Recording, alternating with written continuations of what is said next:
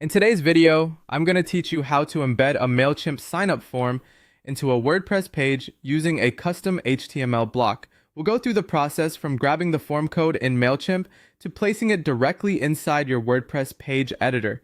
This is a straightforward method, and it's especially useful if you want more control over where your signup form appears within your page layout. To begin, open your Chrome workspace and go to your Mailchimp account. From there, navigate to the audience section, then open signup forms and choose embedded forms. This area is where Mailchimp generates the code you'll need to place your form on your website. Make sure you're in the embedded forms section specifically, since that gives you the raw code version designed for website installation.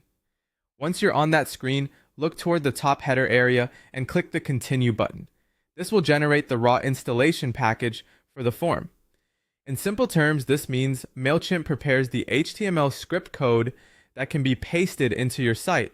After the page loads, you should see a viewer box or code area displaying the full generated form code. Now copy the entire block of generated HTML code from that viewer box. It's important to copy the full code exactly as it appears so the form will display correctly when added to your page. If any part is missed, the embedded form may not work as expected or could appear broken on the front end. Next, switch over to the tab where your WordPress page is already open in the editor. Go to the active page editing screen and locate the block panel for your layout.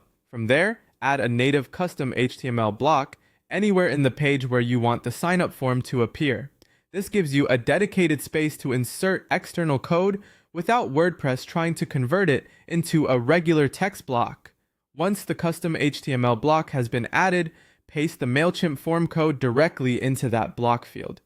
After pasting, you can leave it in place as is. Be careful not to edit the code unless you specifically know what needs to be changed, because even a small accidental deletion can affect how the form loads.